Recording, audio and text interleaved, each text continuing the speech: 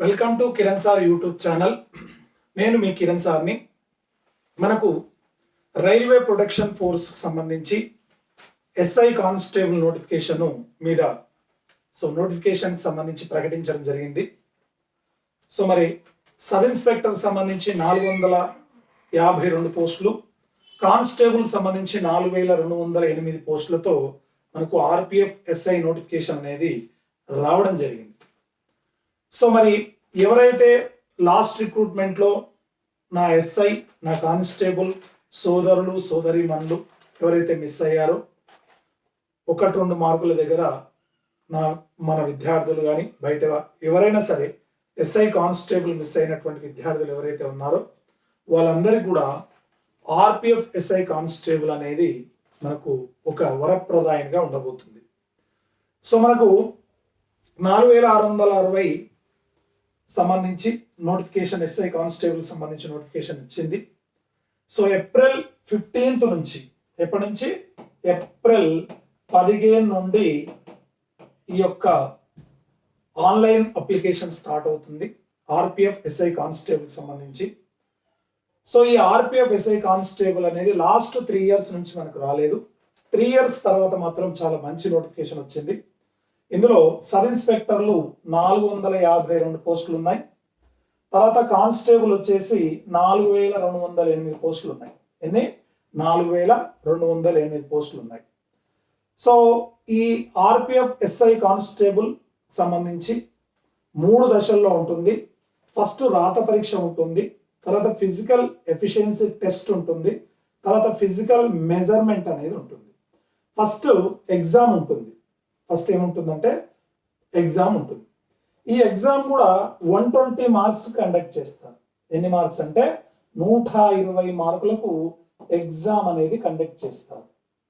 ఈ 120 మార్కుల ఎగ్జామ్ అనేది సిబిటి అంటే కంప్యూటర్ బేస్డ్ టెస్ట్ ఉంటుంది. ఆఫ్లైన్ ఉండదు, ఆన్లైన్లో కంప్యూటర్ బేస్డ్ టెస్ట్ అనేది ఉంటుంది. ఇందులో మనకు 120 మార్కులకు గాను జనరల్ అవేర్నెస్ వచ్చేసి ఒక 50 మార్కులకు అడుగుతాడు. జనరల్ అవేర్నెస్ అనేది ఎన్ని మార్కులకు అడుగుతాడు? 50 మార్కులకు జనరల్ అవేర్నెస్ అనేది అడుగుతాడు. ఈ జనరల్ అవేర్నెస్ 50 మార్కులు, అర్థమెటిక్ 50 మార్కులు ఉంటాయి, 50 క్వశ్చన్స్ ఉంటాయి, 50 మార్కులు ఉంటాయి. జనరల్ అవేర్నెస్లో ఎన్ని ఉంటాయి? 50 మార్కులు ఉంటాయి, 50 క్వశ్చన్స్ ఉంటాయి. తర్వాత అర్థమెటిక్ లో 35 క్వశ్చన్లు ఉంటాయి, 35 మార్కులు ఉంటాయి. అర్థమెటిక్ సంబంధించి 35 క్వశ్చన్స్ ఉంటాయి, 35 మార్క్స్ అనేది ఉంటుంది. తర్వాత జనరల్ ఇంటెలిజెన్స్ అండ్ రీజనింగ్ వచ్చేసి 35 క్వశ్చన్స్ ఉంటాయి, 35 మార్క్స్ ఉంటాయి. అర్థమైంది కదా? అవేర్నెస్, జనరల్ అవేర్నెస్ సంబంధించి 50 క్వశ్చన్లు, అర్థమెటిక్ సంబంధించి 35 క్వశ్చన్లు, ఇంటెలిజెన్స్ అండ్ రీజనింగ్ సంబంధించి 35 క్వశ్చన్లు ఉంటాయి. ప్రతి క్వశ్చన్కి 1 మార్క్ ఉంటుంది. టోటల్గా 120 క్వశ్చన్స్ ఉంటాయి. 120 మార్క్స్లో మనకు మరి ఇది నెగిటివ్ మార్క్స్ ఉంటుంది. ఏముంటుందంటే ఖచ్చితంగా నెగిటివ్ మార్కింగ్ కూడా ఉంటుంది. అంటే మీకు తెలిసినే ఆన్సర్లు పెట్టాలి, తెలియనివి ఆన్సర్లు పెట్టడానికి అవకాశం లేదు. కాబట్టి మనం చూస్తే మరి ఈ ఎస్ఐ కానిస్టేబుల్కి సంబంధించి నెగిటివ్ మార్క్ అనేది ఉంటుంది. ప్రతి క్వశ్చన్కు తప్పుకు 0.3 మరి తప్పు పోవడం జరుగుతుంది. కాబట్టి అభ్యర్థులు ఆన్సర్ చేసేటప్పుడు చాలా జాగ్రత్తగా తెలిసినవి మరి అటెంప్ట్ చేయాలి. ఫస్ట్ అది ఎలా అనేది చెప్తాను. ఫస్ట్ అయితే మనకి ఇది ప్రాసెస్. తర్వాత ఎవరైతే ఈ యొక్క మనం రాత పరీక్షలో నెగ్గుతారో, ఈ రాత పరీక్షలో నెగ్గిన వాళ్ళకి ఏంటంటే ఎట్లా తీస్తారంటే ఒక పోస్టుకు 10 మందిని తీసుకుంటాడు. అవునా? ఇప్పుడు 452 ఎస్ఐలు, 4208 కానిస్టేబుల్ ఉన్నాయి కదా, ఒక్కొక్క పోస్టుకు 1:10 లెక్క తీస్తాడు. ఈ 1:10 లెక్క తీసి ఏం చేస్తారంటే ఫిజికల్ ఎఫిషియన్సీ టెస్ట్ పెడతాడు. ఫిజికల్ ఎఫిషియన్సీ టెస్ట్ పెడతాడు. అందులో రన్నింగ్ ఉంటుంది, 1600 మీటర్స్ రన్నింగ్ ఉంటుంది. తర్వాత లాంగ్ జంప్ ఉంటుంది, హై జంప్ ఉంటుంది. అర్థమైందా? 1600 మీటర్స్ రన్నింగ్ ఉంటుంది. ఓన్లీ ఇది పురుషులకు ఉంటుంది, ఉమెన్స్కి మళ్ళీ 800 ఉంటుంది. 1600 మీటర్స్ రన్నింగ్, తర్వాత హై జంప్, లాంగ్ జంప్ అనేది 3 ఈవెంట్స్ ఉంటాయి. ఈ 3 ఈవెంట్స్లో క్వాలిఫై అయినటువంటి వాళ్ళు ఎవరైతే ఉంటారో విద్యార్థులు, వాళ్ళకి ఫిజికల్ మెజర్మెంట్స్ అనేది తీసుకుంటారు. హైట్, చెస్ట్ ఇవన్నీ కూడా మరి చెక్ చేయడం జరుగుతుంది. సో ఇలా ఈ 3 దశల్లో ఎవరైతే సెలెక్ట్ అవుతారో వాళ్ళు ఆర్పిఎఫ్ ఎస్ఐ కానిస్టేబుల్గా సెలెక్ట్ అవుతారు. సో మరి మనకు 1600 మీటర్స్ 5 minutes 45 secondsలో కొట్టాలి. పురుష అభ్యర్థులు 5 minutes 45 secondsలో కొట్టాల్సినటువంటి అవసరం ఉంటుంది. సో మహిళలకైతే 800 ఉంటుంది, పురుషులకైతే 1600 మీటర్స్ ఉంటుంది. ఇక తర్వాత మనకు ఈ ఎస్ఐ కానిస్టేబుల్కి సంబంధించి ప్రమోషన్స్ ఎలా ఉంటాయని చాలామంది అడుగుతున్నారు. ఎస్ఐగా సెలెక్ట్ అయ్యే వాళ్ళు అసిస్టెంట్ సూపరింటెండెంట్ స్థాయికి వెళ్ళిపోవచ్చు. కానిస్టేబుల్గా సెలెక్ట్ అయిన వాళ్ళు ఎస్ఐ తర్వాత సిఐ స్థాయికి వెళ్ళిపోవచ్చు. ఆ తర్వాత ఈ ఎస్ఐ కానిస్టేబుల్లో ప్రశ్నల విధానం ఎలా ఉంటుందంటే ఎస్ఐలో కొంత డెప్త్గా ఉంటుంది, కానిస్టేబుల్లో కొంత లిబరల్గా ఉంటుంది. సిలబస్ సేమ్ పెట్టాడు. ఎస్ఐ సిలబస్ కానిస్టేబుల్ సిలబస్ వేరు వేరు పెట్టలేదు. SI syllabus constable syllabus same పెట్టాడు. కాకపోతే సబ్ ఇన్స్పెక్టర్లో అడిగే విధానం వేరు ఉంటుంది, కానిస్టేబుల్లో అడిగే విధానం వేరు ఉంటుంది. ఎస్ఐలో అయితే డీటెయిల్గా డెప్త్గా అడుగుతాడు కొంత, కానిస్టేబుల్ అయితే లిబరల్గా నేరుగా అడిగేటువంటి ప్రశ్నలు అనేవి ఉంటాయి.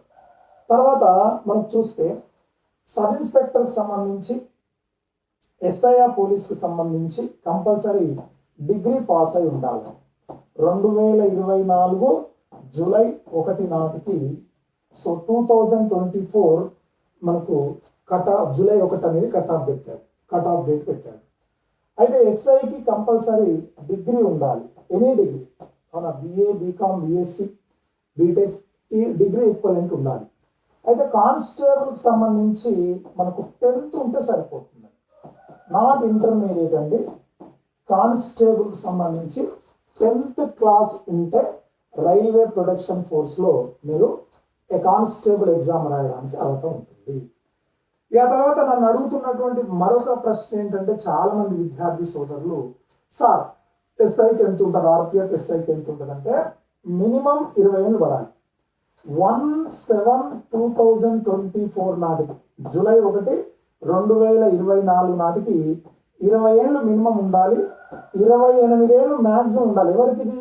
ఓసీ క్యాండిడేట్, ఓసీ అభ్యర్థులకు మినిమం 20 ఏళ్ళు ఉండాలి, గరిష్టంగా 28 ఏళ్ళు మ్యాక్సిమం ఏజ్ అనేది ఉండాలి ఓసీ వాళ్ళకి.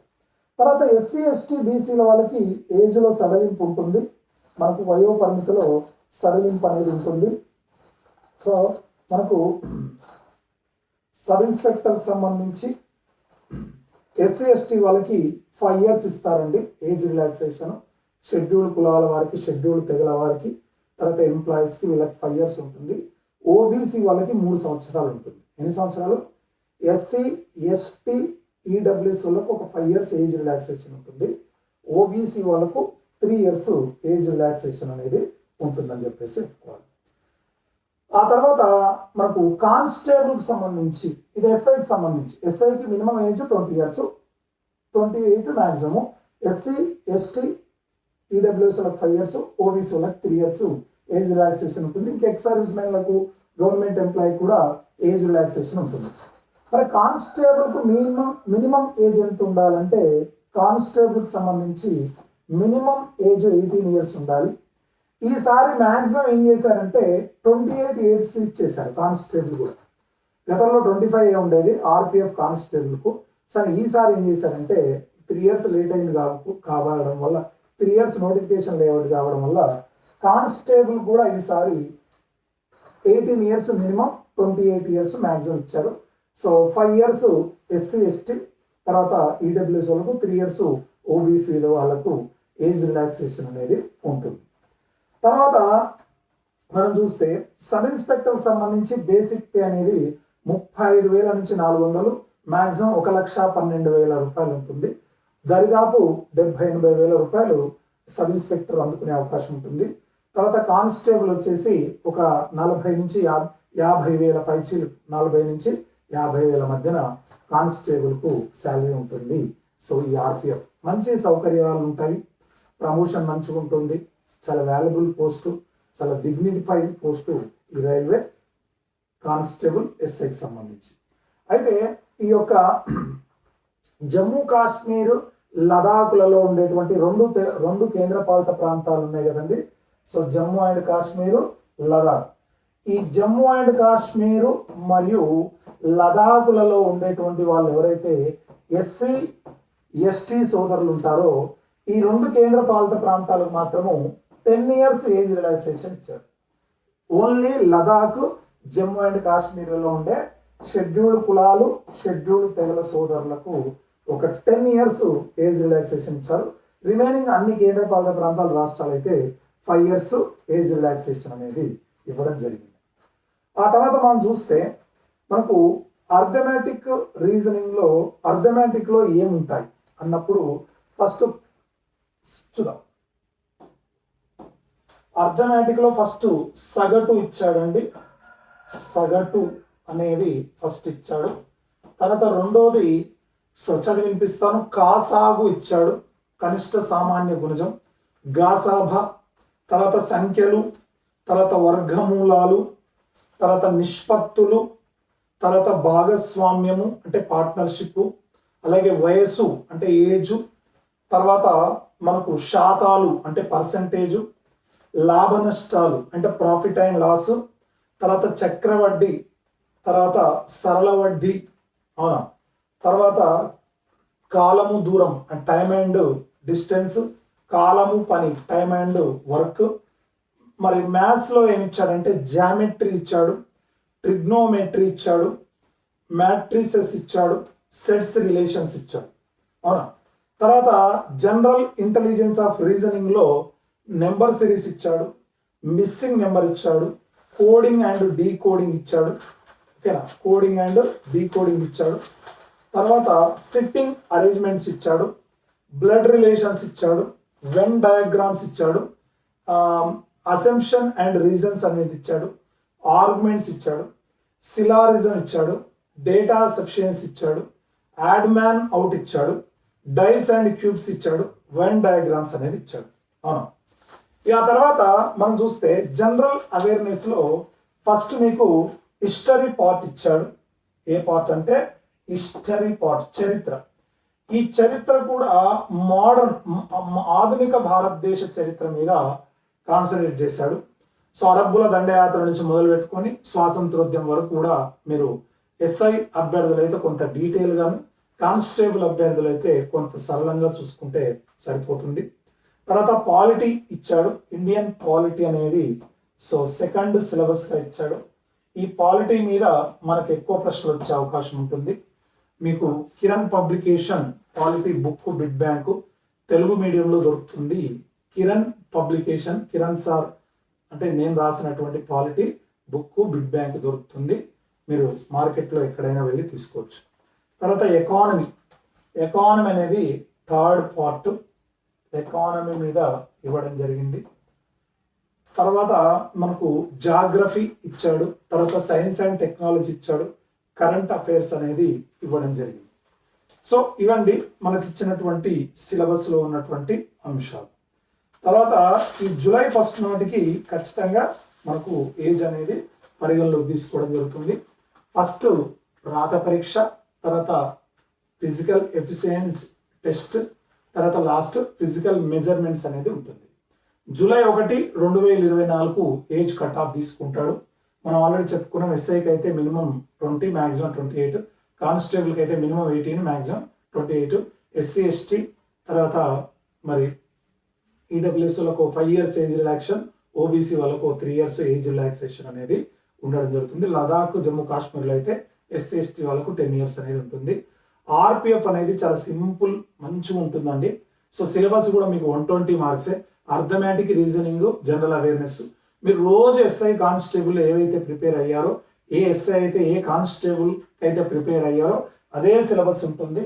కాబట్టి సో మనము ఈ యొక్క ప్రిపరేషన్తో మీరు రైల్వే ఎస్ఐ కానిస్టేబుల్గా సెలెక్ట్ కావాలి. సో దీనికి సంబంధించి గైడెన్స్ మనం త్వరలోనే మళ్ళీ ప్రారంభించుకుందాం. సో మీకు ఈ వివరాలు తెలియచేయాలన్న ఉద్దేశంతో ఈ వీడియో చేయడం జరుగుతుంది. Thank you so much. Wish all the best. బాగా ప్రిపేర్ అవ్వండి.